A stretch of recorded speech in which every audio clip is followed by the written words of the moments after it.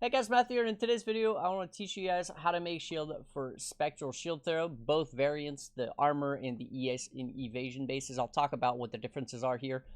So essentially, there's been a massive surge of people playing this build. As you can see, it's reached rank 1, or number 1 on the PoE Ninja builds. And it basically came out of nowhere. I think a lot of content creators made videos about this build and how good it is. And a lot of people have been asking me, like, how do you craft shields for this build? Because if you look at, for example, 3,000 armor shields on PoE, or on the trade side, there's only a few of them, and they are ridiculously priced, like somewhere around 10 exalts and above for shields that don't even have any influence on them.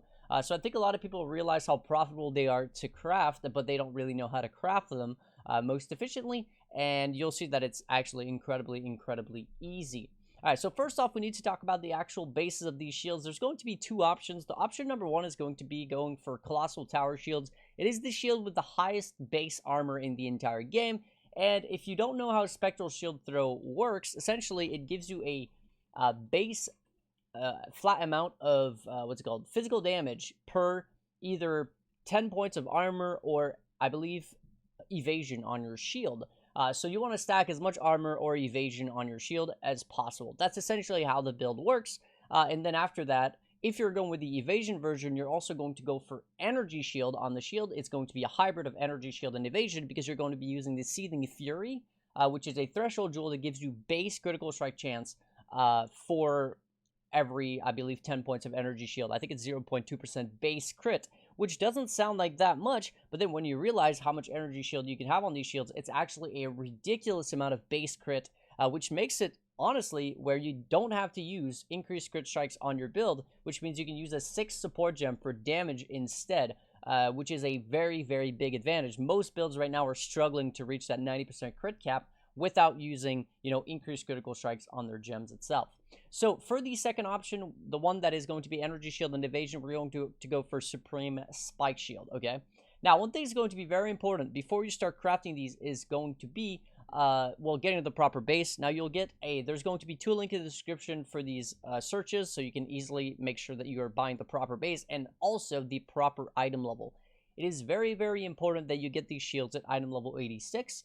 For example, if we look at the armor, the T1% armor, which is what's going to scale the most amount of armor on your shield by far, requires item level 86, so it's going to be paramount that we get that. And for this, it's the exact same thing for the evasion and energy shield. The hybrid here is item level 86, and it is by far the most important modifier.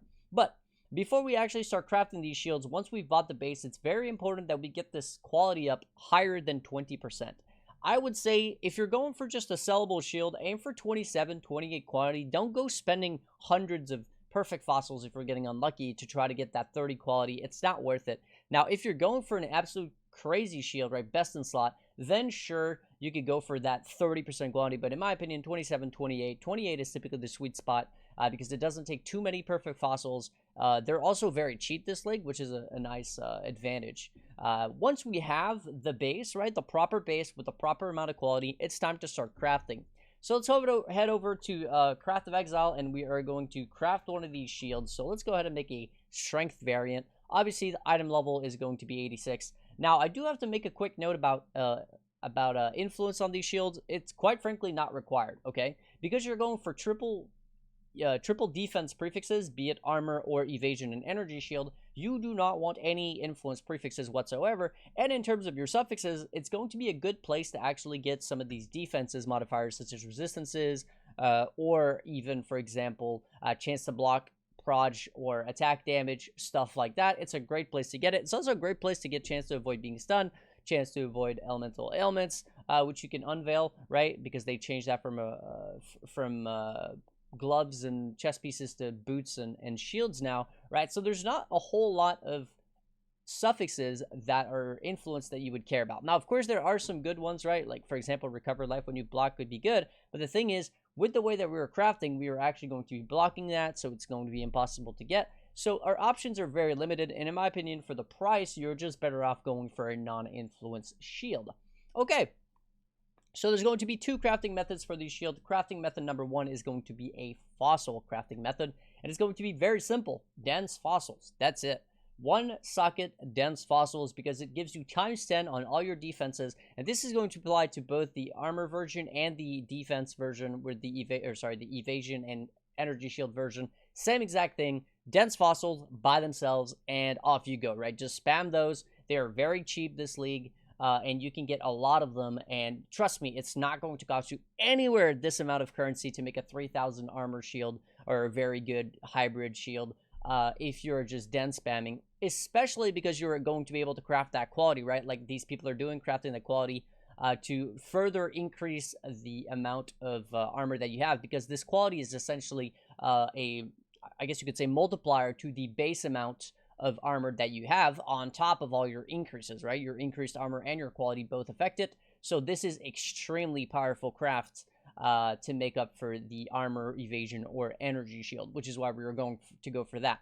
However, you could also go for an unveil, kind of like you see here, right? He's got the very good armor rolls as prefixes, but then on the suffix, he actually got an unveil for the quality, which allowed him to craft avoid elemental ailments. So if you're playing a raider, right, the raider variant, you only get 50% ailment immunity now. You need to get that the remaining 50% elsewhere. So an unveil on your shield is a great way to make up for that on top of course, nodes that you're going to be getting on your tree.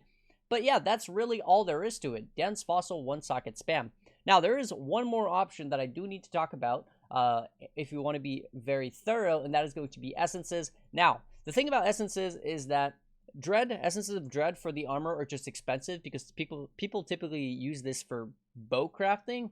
So that's not normally going to be too good of an option because of the price. And the second option is doubt. Now, fortunately, doubt essences are extremely cheap. They're always very, very cheap. And they do give you a really, really good amount of flat evasion. The problem is when it comes to both these essences is they don't block anything, right? And because they don't block anything, well, they don't block life, which means they are drastically reducing the possibility of actually getting what we want on these shields. Because if we look at life here, it's got a 23% weighting and then a 6% for the hybrid, which goes for a total of 30% of your prefixes are actually going to be life based. So that's why, in my opinion, dense is just by far the better option. And there's also some life suffixes, right? You have life gain when you block. You have regen, flat, and percentage. They are all, pretty okay weighting. Let's see here. You have 8%, 6%, 5%, right? So it's a lot of weighting that you're completely removing when you're using dense fossils, as you can see here, which is why, in my opinion, dense is by far the better option.